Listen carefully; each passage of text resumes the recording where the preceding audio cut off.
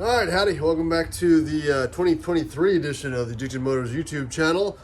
This is going to be kind of a different video. Going to mash up some of the things that I've done in the past couple days and kind of loop it all into one kind of wrap up of 2022, and then show you kind of what I've been doing with the Rovers that you see behind me, my 89 Classic and the broken, terrible D1 bike. So this has been a pretty wild year for the channel. I've pretty much in 2022 doubled my subscriber count to almost 4,700, up from around 2,200 or something this time last year.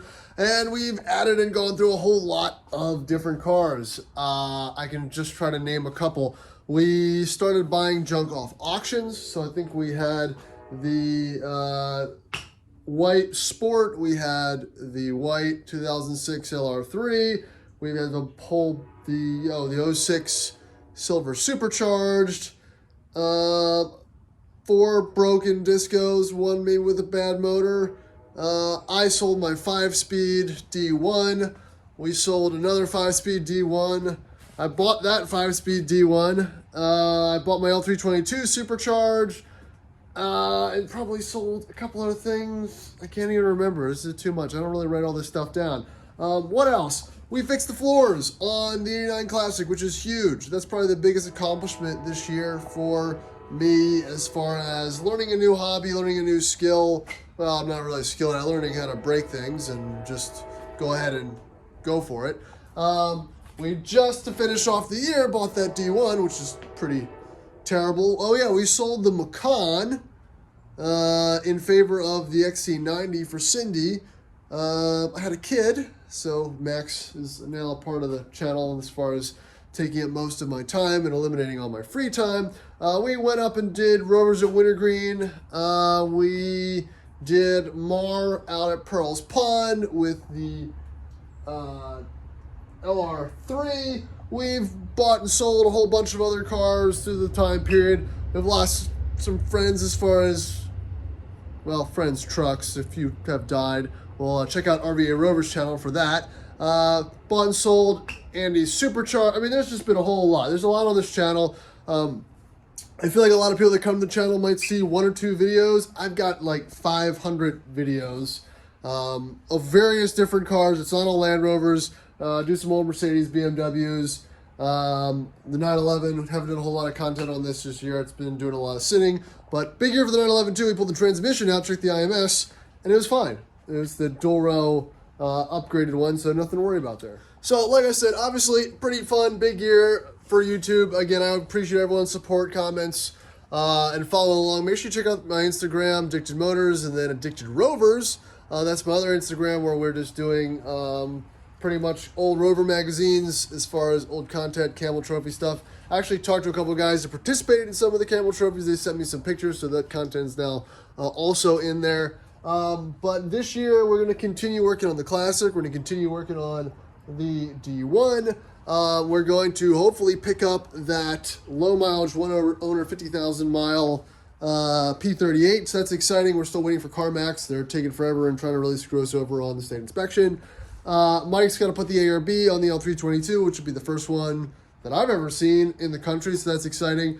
And maybe get some additional land for Rover activity. So a lot's going to happen. It's only January, and I think we're still doing pretty good on the volume of videos. Don't want to really slow it down, but check out this video because we're going to be fixing the fuel sender, my fuel gauge. We're going to do the fuel filter. We're going to clean some rust out of the D1 and just some normal odds and ends. So, yeah, appreciate you watching.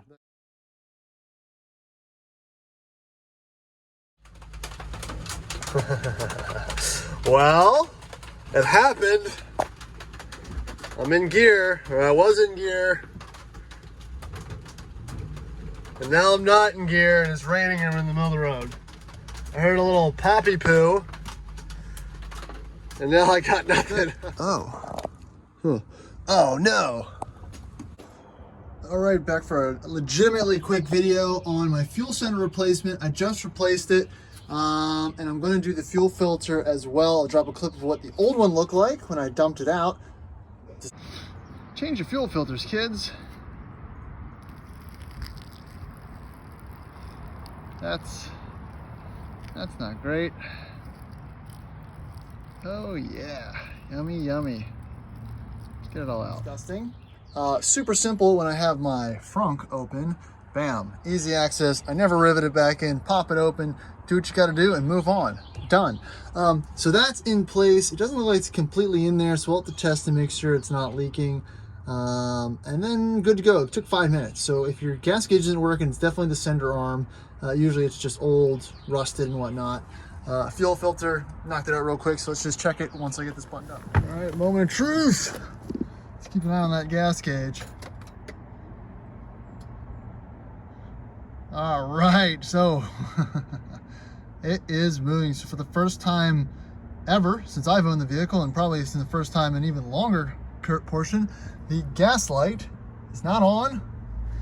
The gauge is working. That's exciting. Let's see if it fires up without causing a massive gasoline fire. Also, check for leaks with the fuel pump running. It's already primed, so it's not actively buzzing. So yeah, let's go ahead and fire it up. Start it up. Oh, nope. Whew. All right, round two without the exploding gas leaks. I just replaced that hose, so we'll be good to go for another year. But yeah, running well, sounding good. I've got a gas gauge. The only like is the fake blinking of the coolant level, whatever gauge, which probably doesn't work anyway. So yeah, I've got gas and everything. This is wild. I've like fixed all the crazy, not crazy, but all the little nagging things that have drove me nuts about this truck recently. So very, very happy to knock out those action items. I'm bringing this thing around, guys. Bring it around.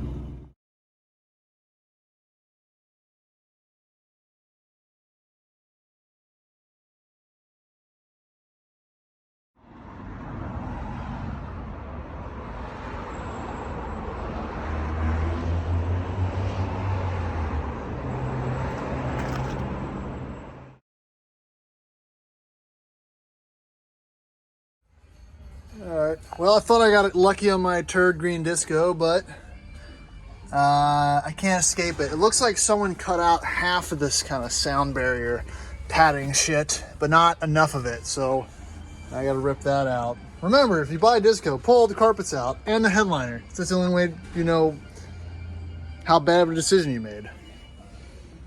Perfect. All right, so all that does is make me feel slightly better now that I've just dispersed the rust evenly into the air, into my lungs. I'm filtering out, you know, like a human. That's all I got.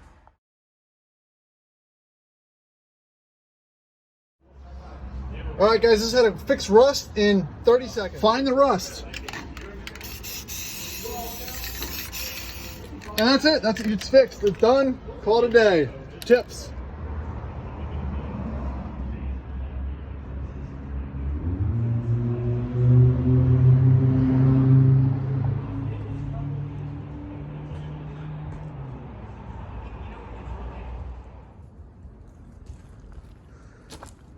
Woo!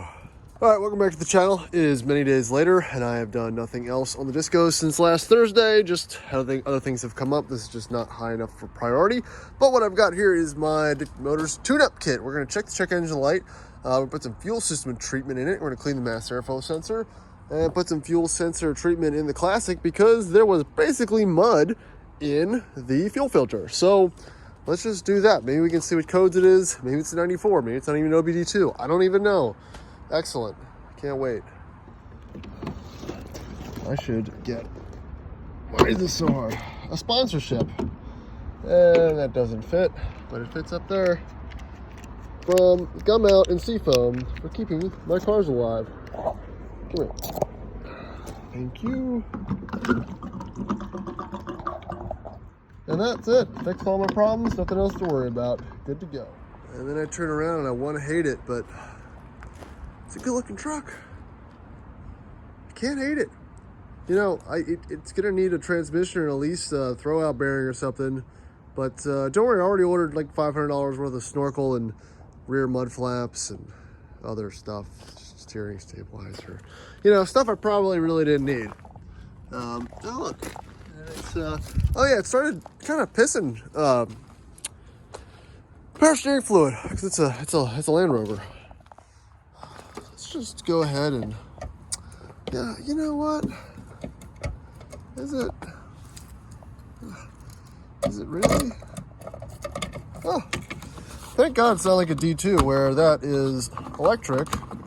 If you see my other D2 videos, they all have dead batteries when I buy them, and I can never put fuel in them because I can't take the key out, turn the car off, unlock it with a dead battery. I was jumping again. Come here. Come on. All right. Thank you. All right. So in the next couple days, I'm gonna definitely pull these. Oh look. Well, Oh no. Oh no. Power steering stop leaked into the mat. Well, thank God for rubber mats. Oh no. Well, all this is junk anyway, so I'm not too mad about that. And luckily, stop leak is thick. Ewy. This is just kind of foreboding. The Land Rover is leaking, and it's not even. It's just there's stuff. I just put it in the Land Rover and it started leaking. So I'm excited about that. Let's see if this has an OBD port. All right. It does not, because it's a 94. So we're just gonna have a check engine light forever. Maybe a battery hard reset after I clean the mass airflow sensor. Let's operate it like that. Oh look, that looks new. That wasn't like that before. Whew, well, I like a familiar engine bay. It's nice having two 3.9s. Let's see how we're looking. You know, for all the leaks, which I see where it's leaking, it's just leaking. Well, I say it's just at the hose. I'm sure it's leaking elsewhere, but it's not empty. So yeah, it's probably gonna just pull that air box out and clean the mass airflow sensor. Maybe disconnect the battery. See if I can reset that engine light. Maybe. I don't really know how much I want to do with this tonight. Yay, so we just sprayed that a little bit. So let's hook that back up and fire it up and see if there's any differences to be made. So the other thing I have to realize and I have to figure out is, so I ordered this snorkel kit. That's going to go into here. We have to go out there. I guess it's going to run along in the fender there.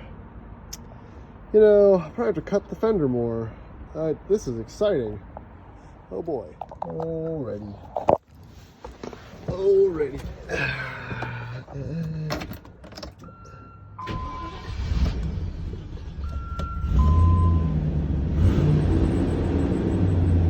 Well, they didn't totally stall it out, so that's good. Other things in the interior here. I'm gonna need a radio. I'm tired of not having a radio in any Rover. It looks like it's got power. Screen's not cycling on. Oh, e-brake's not working well. This eject button doesn't work, so I'm assuming this has been jammed in here for years, and or else it's just succumbed to water intrusion, which is probably most likely what the issue is. As I suspected, the battery terminal is just about hand tight. I don't think any Rover that I've owned, no Rover I've owned does not have a battery terminal. It's not hand tight, which is perfectly okay with me. So we'll let that sit. Maybe that'll reset the computer. I've done no research, so, you know, it means something. All right, so let's see if that reset it. I don't see it on. Interesting. And okay, it's not there. Let it idle for a little bit, see if it'll come back. I didn't really do anything groundbreaking to really have it fix itself. But there's also no misfirings or anything that I feel that would lead me to believe there's more of an issue. This is like an O2 sensor or something, but I'm sure it'll come back. another thing I want to check is the AC. Again, not that I really care, but I would like to know if it's kind of working. That'd be interesting, you know? And it's pretty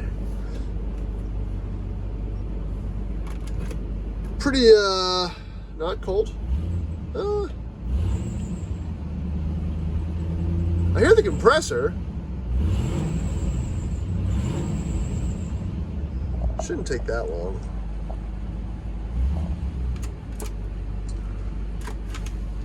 Oh, look, cup holder click works.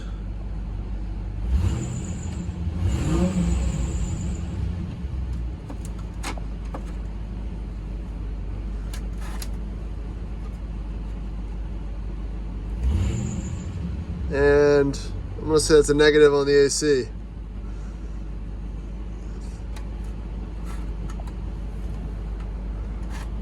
Huh. Well, not that big of a bummer. I could probably charge it up. That's a problem for, that's a summer problem, not a winter problem. Come on. You know, and I'm gonna guess, just a guess, that the SRS light has something to do with the ARB installation. I've tracked down SRS faults before. Sometimes there's the yellow sensors in the front bumper that might have been disturbed during the installation or something like that. So that might be where I try to start troubleshooting. Not that it matters, it's just, I don't, you know, if the truck doesn't have lights, I'd like the lights to not be a big deal. So we'll see in the future, I guess, if I'm able to track that down. Again, you know, this is a long-term project. This is my truck, it's not going anywhere, so I'm going to be doing pretty much everything to it. Never a good day in Rover country when it's raining. You just don't know what's going to happen. So let's jump in the D2, sorry, the D1, and see how dry it is.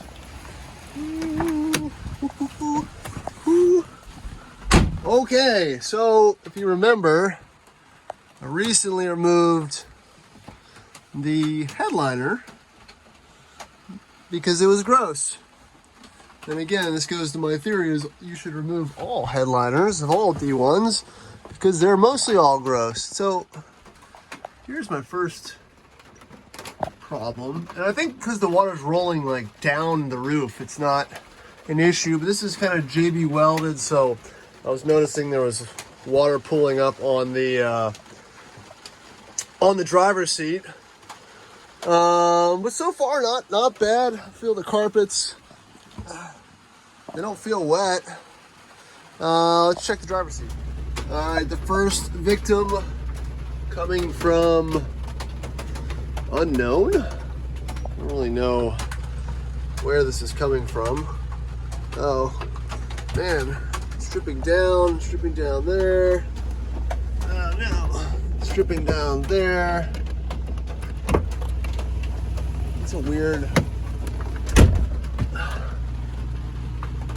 don't see where the water's at. Oh, I know where it is. It's these stupid, whenever they remove the roof rack, the sealing, what they use to seal the grommets is not good. So that's where the water's coming in. The driver one's okay. This one's not. I gotta seal that up as well. Huh. Yes, these are good wipers as well. I have wiperage. I'm safe. Oh, if you can hear, she's just rattling away. Pretty good. Well, it happened. I'm in gear, or I was in gear. And now I'm not in gear, and it's raining and I'm in the middle of the road. I heard a little poppy poo. And now I got nothing. Oh, hold up. Huh? No, wishful thinking about low range. What do I got? Weird. I've got low range, but not high. Oh, maybe it wasn't. Oh, that's boring. I thought I blew. Oh no, I popped out again. Okay, that might have been a little bit of operator error. Not sure why it popped out of gear, but I think that was more the transfer case. Fun times. All right, cool. So that'll wrap it up for this video. Like always, I really appreciate you guys watching and following along. Please like, subscribe. and do all that fun YouTube stuff. I think 91% of you guys that watch these videos aren't subscribed, so just do me a favor, click that little button, and yeah, stay tuned for the next one.